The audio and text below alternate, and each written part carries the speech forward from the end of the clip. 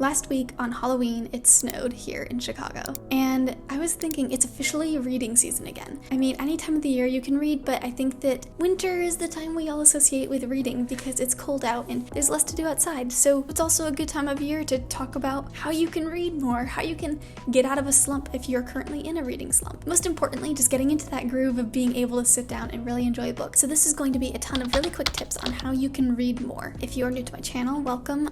If you've been here before, welcome back. My name is Michaela and I make lots of academic college life content, and I love reading. I have talked about Goodreads before and how to love reading, book recommendations, and all that on my channel. Specifically reading more books, I haven't really gotten into that, and there are lots of ways you can kind of encourage this habit in yourself. I've sort of chunked it out into 4 categories vaguely of websites you can use, mindsets, habits. Let's start off with mindsets though. I think this is the first thing that you need to be thinking about. If you want to become more of a reader, you need to make sure that you have the good mindset for it. And the first thing, especially if you're coming out of a reading slump or if you've never even really been a reader before, is not beating yourself up for that.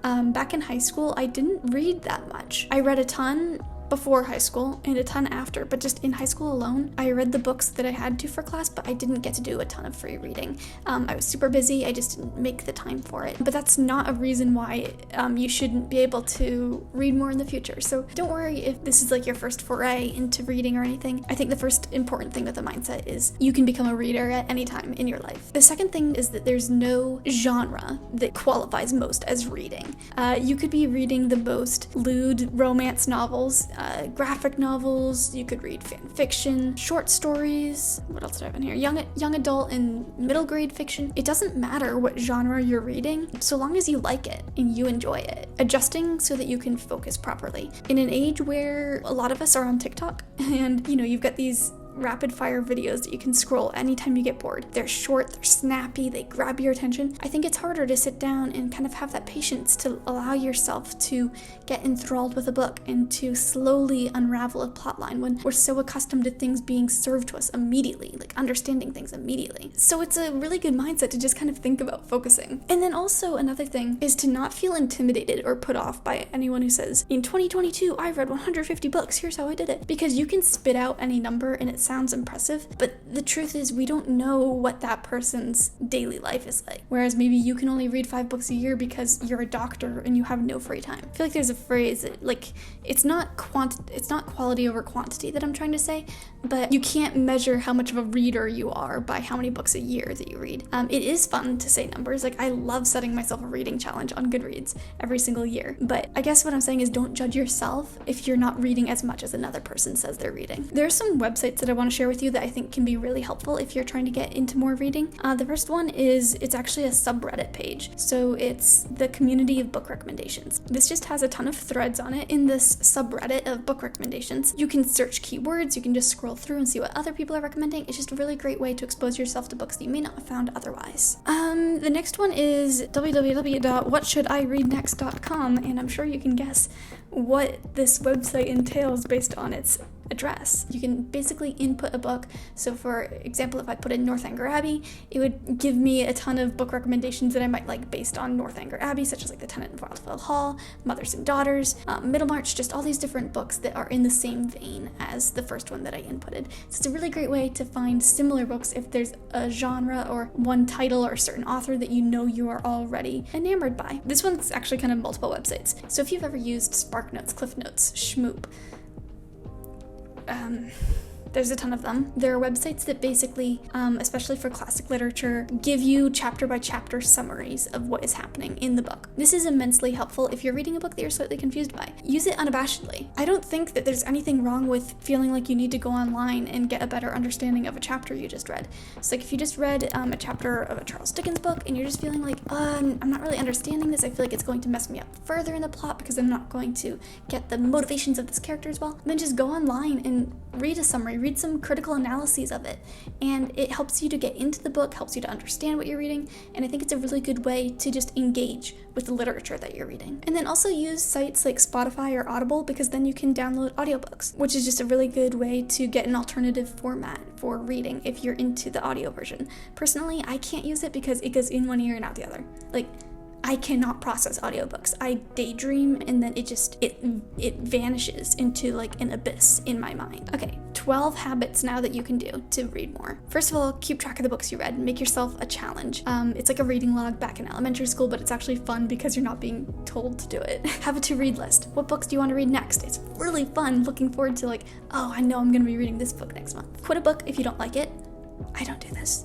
I have to finish a book once I've started, but a lot of people enjoy quitting books if they don't like it, and that could be a good way for you to read more if you're not committing yourself to like a 500-page book that you're just not enjoying. Join a book club. There's lots of online book clubs, maybe some community in-person ones. Maybe you start one with your friends or even with your family. Right now I'm kind of doing a book club with my mom. We're doing books around the world, and we're reading a few dozen books that are just from authors in different regions of the world, which is really self-explanatory. Start with short books if you're coming out of a slump. You don't want to commit yourself to the entire Song of Ice and Fire series straight out of a reading slump. Like, that's just a lot to read. Start with shorter ones. By shorter I mean like less than 300 pages, just because it tends to be a bit more digestible. Make a cozy space for yourself. You want to have a nice comfy spot to read. Annotate your books if you own them. This can be really fun to engage with the book that you're reading. Underlining quotes that you like, writing notes in the margins. There's something to be said about taking your time to really appreciate the craft. I mean, maybe it's just because I'm a creative writing student and I like looking at the way that other people have written, but it might help you to enjoy the books that you're reading a little bit more. Okay, this one might sound a little bit controversial, but if you're trying to read more and you're having a hard time with it, it might be a good idea to watch the movie first, then read the book. And this is something that people are always like, no, you gotta read the book first. But as long as you're consuming both types of media and you ultimately enjoy both, I don't see anything wrong with watching the movie first if it encourages you to read and to better comprehend the book. Read when you would usually scroll mindlessly on your phone, so this might be while eating, while riding the train, while waiting in your room because you have to go to work in 30 minutes. With that in mind, another habit you can get into is reading when you wake up and right before you go to bed, because right when you wake up in the morning and like before going to sleep, it's health-wise, it's not the best thing to always be staring at a screen. Looking at a book instead, this can be a good excuse to read, unless you're on a Kindle, I guess.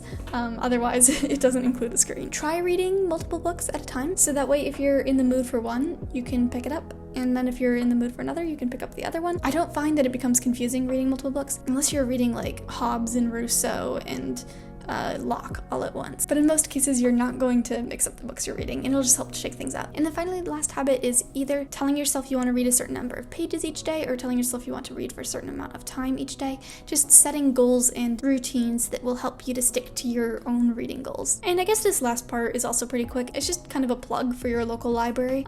Go and use it, because it's a really great place to sit down and read, find new books, to find audiobooks also if you don't want to use Audible or Spotify. Get lots and lots of books from the library at once to check out. I mean, not so much that you're like depriving the library of its stock, but take out a few at a time, so that way if you start one you don't like it, you've got backup options. Attend the local events at your library. This can inspire you to find new books, or maybe you'll be intrigued by one. Like if you go to an author reading, support your local authors, and then also you might be more invested in that book because you attended their reading and you listened to them talk about their writing process and everything. And I already said audiobooks, so that was the final one, I guess. This is the best time of year to get into reading when it's cold out.